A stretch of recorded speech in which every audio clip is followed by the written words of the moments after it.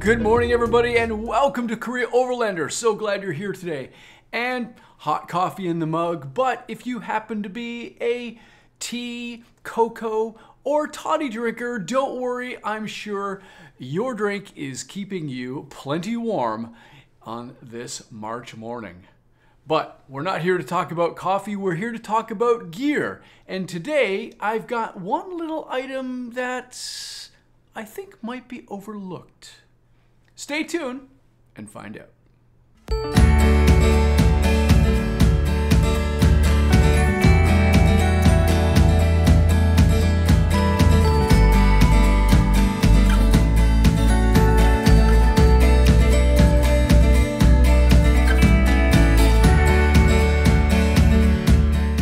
Welcome back. Thank you for being here, everybody, and sticking with it. Don't forget, hit the sub and bell for future Korea Overlander notifications. I don't even need to tell you why, because we live in the 21st century, right? Okay, moving right along. 3 things I want to do today.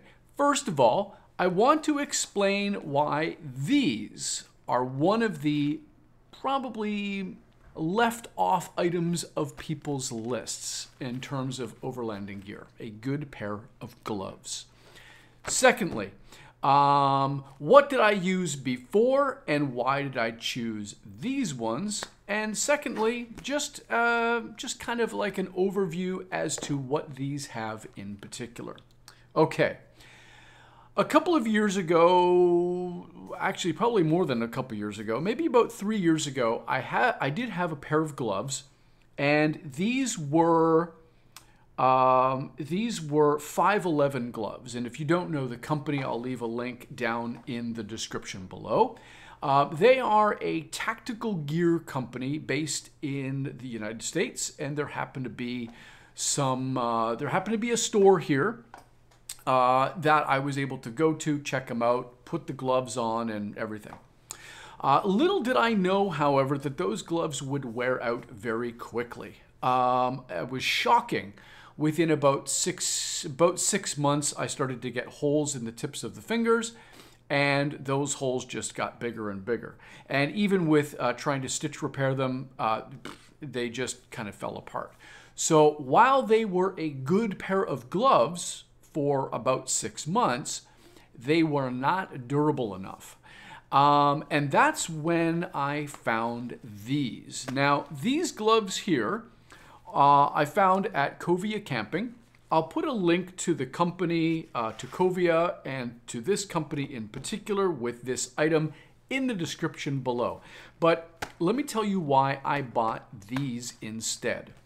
And then we'll get into why you should be having a pair of gloves in the first place. A couple of things. First of all, these are full leather, or almost, I'd say about 80% leather. A deer skin, if I read the Korean correctly. Now, why is that important? Well, the areas that are, and as you can see here, you can see the gloves. The areas that are going to be the most, the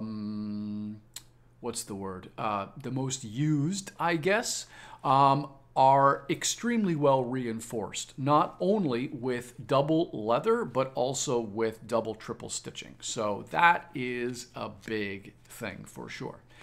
Now, on a couple of points, you can see here on the thumb, the top of the hand, and the knuckle area actually has like a spandexy sort of material on here. And this helps with, as you are, kind of making a ball with your fist, it gives those particular areas a little bit of give. Not much, but a little bit.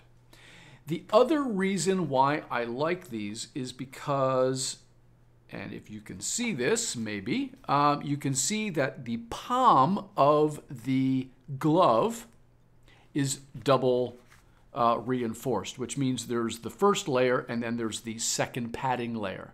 Now, these gloves in particular are not your average everyday leather gloves, because in fact, these are belay gloves. And if you don't know what that term is, a belay is an individual who is down at the bottom of a rock face, has the rope through their gear, and it goes up to the person who is climbing to pull tension on the rope so as to not get tangled up. And a belay uses a special pair of gloves in order to make sure that if there is an incident up on top of the rock wall and the rope slips and slides quickly, you're not going to get intense rope burn on the palm of your hand. That hurts, believe me. So when I saw these, I realized that this might just be the kind of reinforced glove that I actually need. And why I think these gloves might be, or something like it, might be the item rather, that you need as well. With the reinforced palm, right, you can see that there is a little bit of stretch. These are kind of new, so I haven't quite worked them in yet, but they will, over time, dare I say it, fit like a glove. You know, it's going to start to get a little bit softer. The leather is going to expand, and it's going to fit your hand really, really nicely. So why gloves in the first place? And why do not a lot of people carry gloves around with them, whether they are camping, car camping, hiking, overlanding, whatever? Why are gloves not often thought about? Well, it's quite often the little things that we as campers overlook. And I think one of the reasons why is we don't think necessarily about the possibility of needing to protect our hands in the first place. We're in a car, we're driving, or we're at a campsite and everything is done for us. The wood is pre-cut. The tent stakes get banged in and we're all fine and everything's okay. But how many of you have got splinters in your hands? I know I have. How many of you have hit your hand with a peg hammer? Of course, we all have, right? And we don't even think about, if I had a pair of gloves on, that wouldn't have happened, or it would have reduced the pain, or I wouldn't have gotten a splinter. Those little things are manageable in our overlanding situations. But these also have the ability to protect our hands from moderate cold and moderate heat. If you're camping and your pots are hot and you don't have something to grab hold of, having one of these gloves can really quickly take off a hot pot off the gas stove or out of the fire, and you're going to protect your hands. So that's a couple of reasons why I think gloves are a valued asset in your gear studio, and I really think that you should have a pair of good gloves. Don't cheap out. Like all things, you pay what you get for. Sometimes, like the 511 gloves that I had, were roughly the same price as these, but I don't suspect that these are going to wear out, not with the way that they're constructed. So don't just look at price. Look at the materials that the gloves are made of. Look at the stitching. If you get a pair of gloves that are primarily leather, they're probably going to last you a lot longer than something that is predominantly material related, like a spandex or some type of other stretchy material. Okay, so keep that in mind as well when you're buying a pair of gloves. The other thing is look at the stitching, and if you can, it's not always possible depending on the glove, but you can kind of see inside the glove a little bit and how the stitching is created from the inside out. That also might be something to consider. The last thing as to why a pair of gloves can be handy is because when you're driving, having a good pair of gloves, regardless of the season, it really helps. If you are in a situation where you're driving and it's hot, your hands are going to get a little bit sweatier, potentially on the wheel. And if you have a pair of gloves, that moisture on your palm disappears. You're going to have a much firmer grip on the wheel. So there's added safety there. However, my recommendation would be make sure you spend time breaking in your gloves before you start driving with them, because they can feel awkward at the beginning and you really want them to kind of mold to your hand in a better way. So that's what I would recommend. A pair of gloves. It's not sexy, it's not flashy, but you know what? They can work. And I highly recommend these. These are called Trango Buck Belay Gloves. I'll leave a link down in the description below. Again, they're not sponsoring this video, but I think it's a well worth investment. They're about 65,000 won. I think it's going to last you for a while. Anyway, thanks very much, everybody. And got a little something for you also. Stay tuned to the B-roll segment, and I'll let you know what's going on. Okay, so we're at the end of the video.